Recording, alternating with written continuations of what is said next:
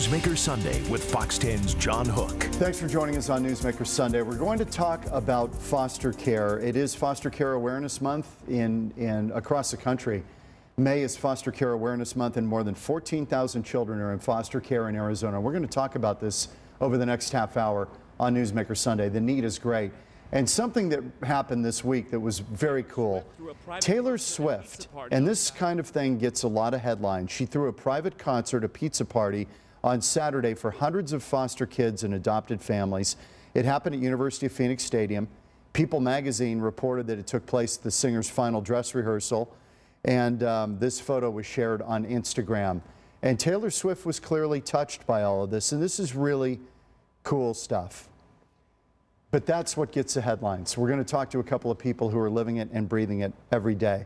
Our guest this week on Newsmaker Sunday, Dan Shufelt, CEO of Arizona Helping Hands, which does amazing work, and Marina, we call her Rena Grocki. She is a foster mom. She's also a caseworker. Yes.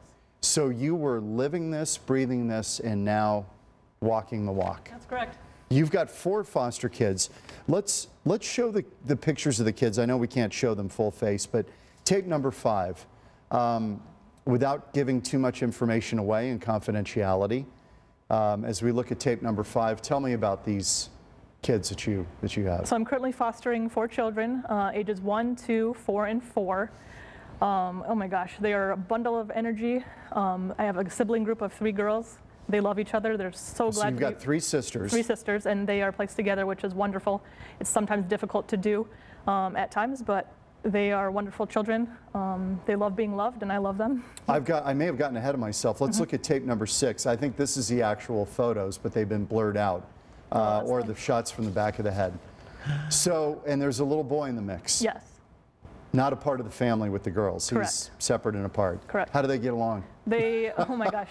So I had the boy placed individually for approximately a year and a half, and then the girls joined us. And Lena, the foster daughter, and the foster son are both 4 years old, and so they get to connect together like brother and sister. Adorable. They fight like brother and sister, but they love each other just the same. Yes. Oh yeah, that had to be a blast. It was.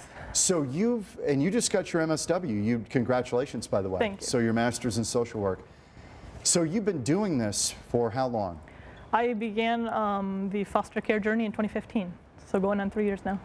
How long do you suspect you'll have these kids? And what would the ultimate goal with them be? Sure, the kids in my home right now are actually transitioning to their biological parents, and I support that. I've had the sisters placed since August, and I've had the foster son almost 2 years, so. Wow. Yeah. Dan, talk about where we are as a state dealing with this. Would you call it a crisis, the need out there, or are we meeting the need pretty well? So we're always in need. We're in need of foster parents to love these families, to love these kids like Rena does so capably, and provide that safety and comfort to kids. There are, as you mentioned, over 14,000 kids in the foster care system at this moment in time, but that doesn't take into account the kids who have come into and gone out of the system over the past 12 months. So if you look at that number, it's much greater. It's perhaps double that 14,000 kids who have been affected by foster care. You've been doing this almost 20 years. Helping Hands is not funded by the state. No, we are not. You are privately funded. Exactly. So we receive our primary support from individuals making contributions to us through the Arizona Foster Care Tax Credit Program that allows a married couple to make a donation to Arizona Helping Hands of $1,000 and get $1,000 right back on their state tax return. So what's the cost to the taxpayer? Zero. It's nothing. Right. But you know that those dollars are being used by a charity, Arizona Helping Hands, that will provide these children with the extra pieces that they need to have that comfortable life. It's worth talking about how you started. There was a need that was very basic that was identified. Yeah, Tell me about that. Let's step back even further. Let's talk about how the organization was formed back 20 years ago. We were formed by a lady in Scottsdale whose sister was dying of cancer. Kathy Donaldson's sister was dying of cancer in the early 1990s, and the day before Patty died, Kathy asked her, how do we pay tribute to your memory? Patty's response was, just do one good deed a day for somebody else. just, Simple. make things right. But profound. So, yeah, we initially were a group of volunteers who came together to serve those holes in the social service system, to do these little good deeds and to make life a little bit better. From there, for many years, that's who we were. But in 2013, we changed our focus, knowing that Child Protective Services at that point in time was having all sorts of issues, trying to address kids in the system who weren't being properly cared for. And we reached out to foster parents, to people in the know in the state of Arizona, and said, what can we do? How can we play a role in this problem? And the solution to us, the response to us was that providing a bed or a crib to a child in foster care can change their lives. It can do it in a minute. A bed or a crib. A bed or a crib. That basic. That basic. So something, that we all take for granted. That safe spot, that place you can go retreat to and read a book. In other words, if somebody were going to take a child or a couple of children, one of the obstacles would be, I don't have a bed for them. Exactly. And I've got to go out and buy one. Exactly. And that's a cost, right? You're always trying to make it easier, not harder. Definitely. For the foster. Yeah, we want to support this group that has opened up their hearts and homes to children who have been victims of abuse and neglect.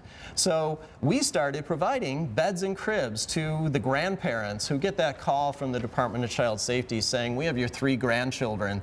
We're bringing them to your doorstep. Good luck with that. Yeah. Those children then are fighting over who gets to sleep on the sofa tonight. And that's on top of all the other issues and the noise that they have going on in their life, the trauma that they've experienced. They don't even have that spot of refuge that they can retreat to. Let me show, because you guys do amazing work. Marcy Jones did a piece recently. This is tape number 3. And it really kind of shows the need and people answering that call. Exactly. Take a look. Arizona Helping Hands isn't just the name of this nonprofit, it's a description of who they are. They're the largest providers of basic needs to kids in the state of Arizona. From cribs and clothes to birthday boxes and bikes, Arizona Helping Hands is a major resource of support for those in need. There are over 15,000 children today in foster care in the state of Arizona. Over the last 12 months, over 30,000 children have spent at least one night in foster care, so the need is great. Nobody knows the need better than foster parents, like Rodina Bailey, who's in the warehouse today gathering supplies.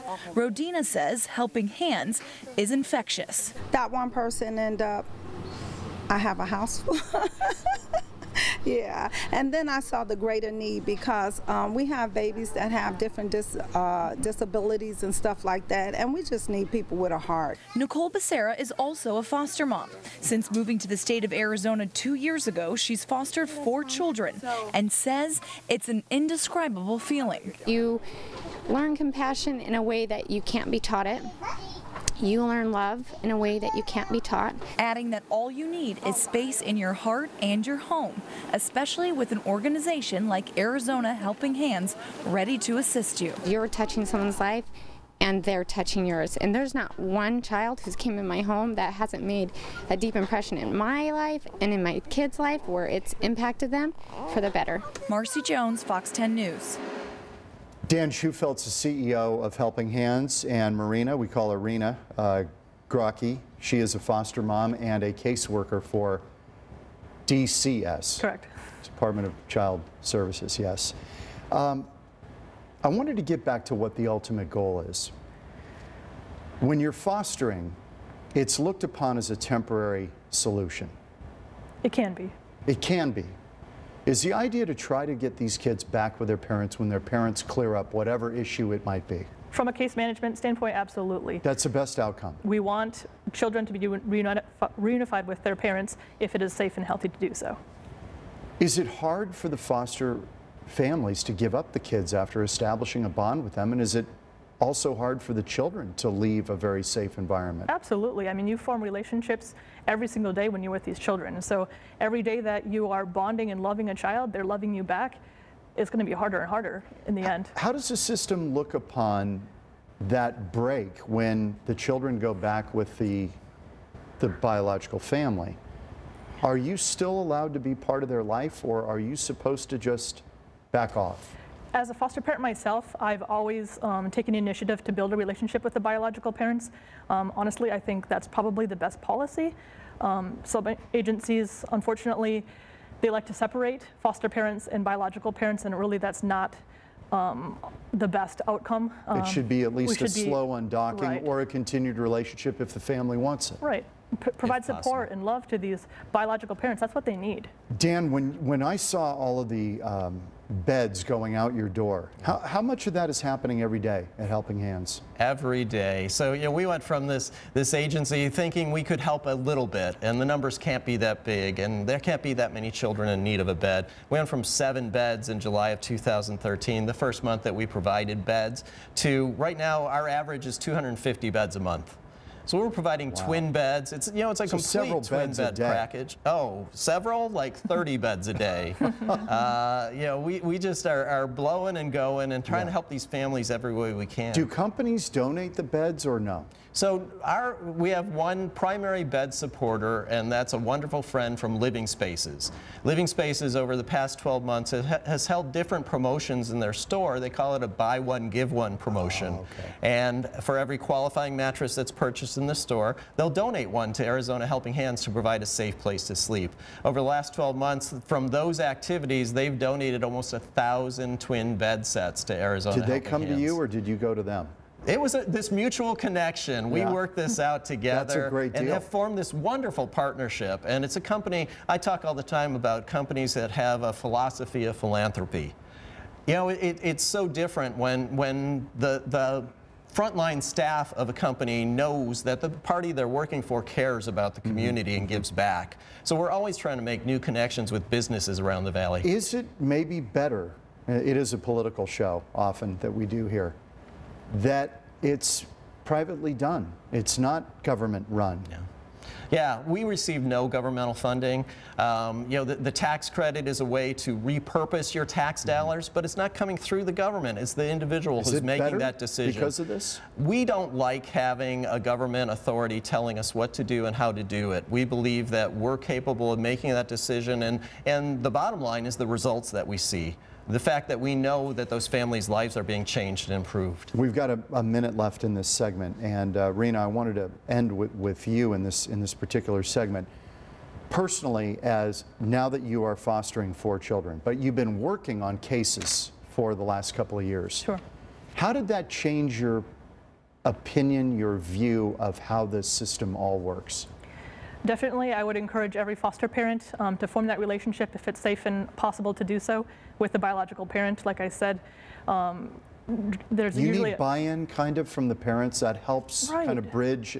You don't have to be buddy-buddy with them, but just let them know that you are supportive of them, that you care about them, that they are human, you are human. Let's be a team.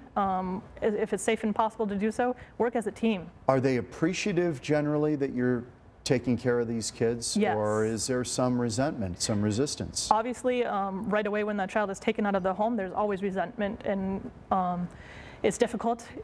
Baby steps. Take baby steps with these parents. Write them letters. Send a letter to a supervised visit. Just build a relationship slowly. When the families lose them, what are the primary drivers of that? Right now, I would say substance abuse is a huge issue in the state of Arizona. Prison as well? Prison is definitely an issue. And the two may go hand in hand. Correct. In a lot of cases. We're back in a moment. It is Foster Care Awareness Month across the country. May is.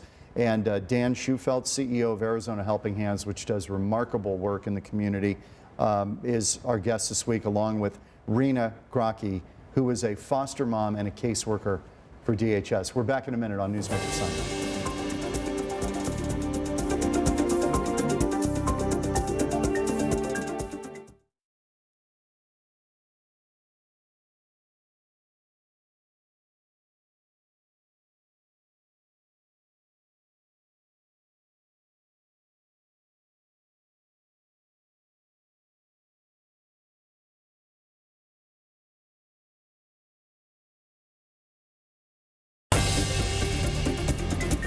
The month of May is Foster Care Awareness Month, and we're talking about the foster care need in Arizona. More than 14,000 children are in foster care currently in Arizona. Dan Schufelt, CEO of Arizona Helping Hands, is our guest this week, along with Rena Grocke, who is a foster mom and a caseworker for DCS. I get my acronyms mixed up.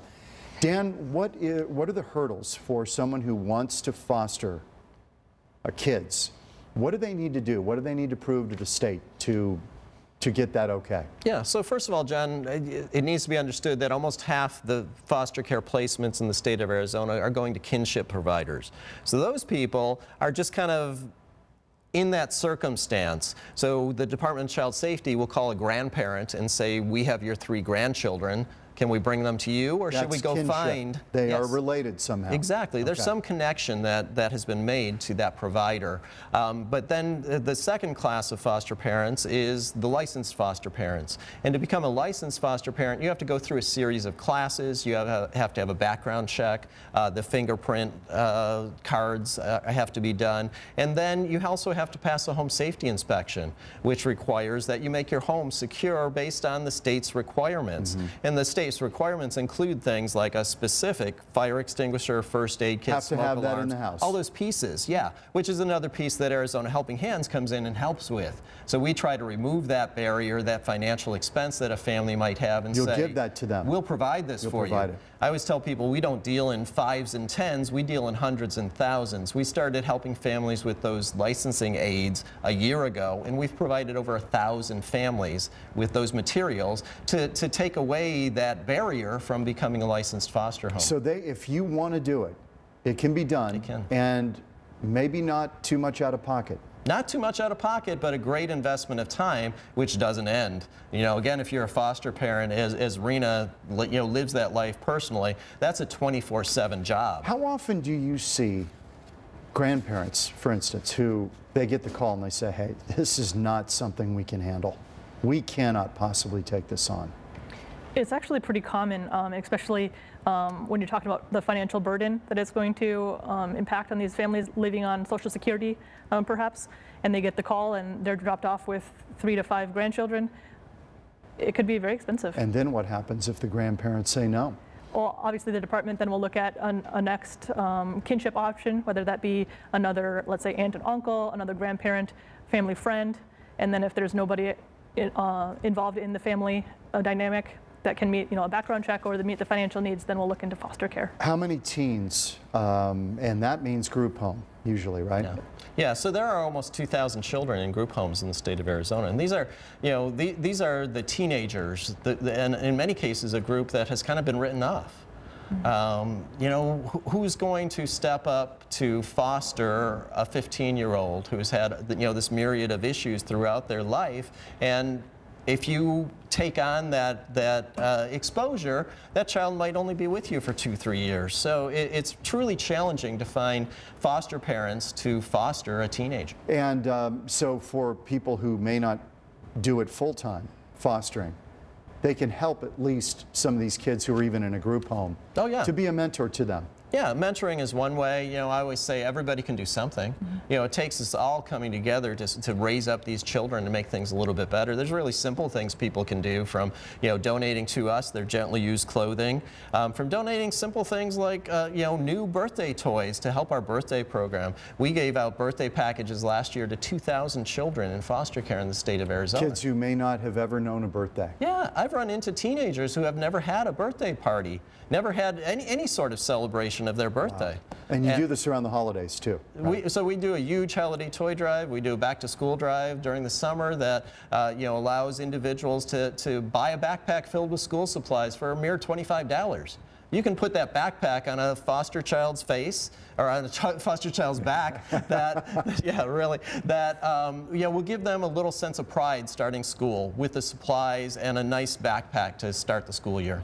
Rena, what's the key to meeting the need out there? For somebody who's kind of kicking this around and thinking about it, what's the hurdle that you would try to help them maybe get over? Oh my goodness. Obviously, Dan and I have a wonderful relationship. I call him anytime I need something, whether it's from my caseload, my own children. I've texted him at 10:30 at night one time. I'm like, Dan, I just placed with a kinship. They weren't expecting this. They need a bed. He said, be there in the morning. I was there. He helped me out. Just use the resources, support each other, get connected with other foster families. And you believe the resources are there in Arizona? We're continuing to work on it. We're trying to build those resources. We keep adding programs and layers and reaching out to other communities as well. I had a meeting last week with a Department of Child Safety representative who works on the Indian reservations, and we're trying to help the Native communities with the needs that they have throughout their geography as well, because resources are really scarce in some of those remote locations. 14,000 kids in foster care in Arizona. We're talking about it on Newsmaker Sunday. Back in a moment, right after this.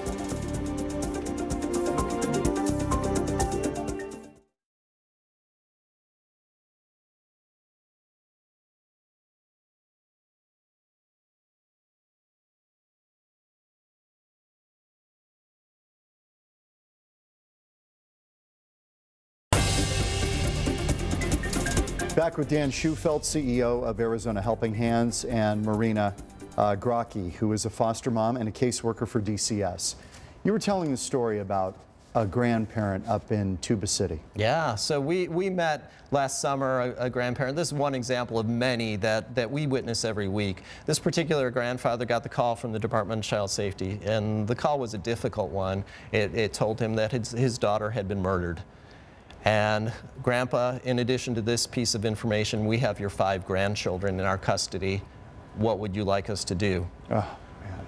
Grandpa said, bring those kids to me. I'll provide them safety. I'll provide them love. I'll help them through these difficult times. For a month, those children slept on the floor or on the sofa until he found Arizona Helping Hands. He drove down from northern Arizona to pick up from us 5 twin bed sets, the complete package from the box spring and the mattress to the blankets and the pillows. He left our warehouse with that trailer loaded full, not just of the beds, but of school supplies and diapers for the little ones and all these other pieces that we could layer on to help him in this very difficult time. And we've changed those kids' lives. Now, would he eventually adopt those children, or what will happen? That could be a possibility. Again, as we've talked about earlier, the game plan in most cases is to hope for some sort of reunification. And that happens a lot of maybe cases, 50% of the time? Maybe. But, you know, the bottom line is, where are those kids going to be safe and loved and supported? Would you consider, in your particular case, Rena, adopting those children if they don't reunify with their family? Oh, absolutely. Definitely. You would? Definitely. Is that typical of foster families? Do they look at it as a temporary, or do they think maybe adoption down the line? I think foster parents are trained to get in the mindset that it's a temporary thing. However, like I said, once you're living and breathing it every single day, taking care of children day after day, which could eventually lead to year after year, there's no denying that connection. And would you say, Dan, that most people who do foster, once they've done it, they continue to do it? So we've met families that have taken in over 100 children to foster. Wow. We've met families, you know, these huge families. It always amazes me. We get these pictures of, you know, families with 6, 7 kids. Oh, yeah. It's a mixture we've done stories on Yeah, them. exactly. Yeah. Adopted, biological, foster, all these pieces come together. I met a lady who told me that, you know, some people take in animals off the street. She said, I take in children. We need more of that. Exactly. We need more of that. We truly do. And Rena, in your circumstance with their little kids, can you give me an age spread? 1, 2, 4, and 4. Wow. Yeah. So you just walked into parenthood, basically. I did, and I'm 28 years old and I drive a minivan. Right? Not the coolest thing, Right, but the right. most practical It is thing. practical. The minivan is the greatest invention. We loved it when we had the kids and they were small. Exactly. For people who want more information, I've got a couple of websites. Do you want to azhelpinghands.org, right? That's our primary website, our launch page. You can learn all about the things we do. You can find out how you can help us and things that you can participate in off of our website. And if you're thinking about fostering, is there a clearinghouse there where you can get more information? Is there a good place to go? Yeah, there is. There's a website that's been assembled that has A to Z information about how to foster. It is azfamilyresources.org. azfamilyresources.org. Exactly. Okay. What would you like to conclude with here? We've got about a minute left. Yeah, so we do a wonderful program letting kids know that their birthday is special, that they're worthy of being celebrated. We support families whose kids have not had a birthday before, and we also support DCS caseworkers like Rena with that program. So, Yeah. Sure. And you would do it again, and Sure. you'll continue to do it. Absolutely. Thanks to both of you for being here, Rena and Dan. Appreciate Perfect. it. Thank you. And great to see you again on Newsmaker Sunday, and we'll see you next week. Have a great weekend.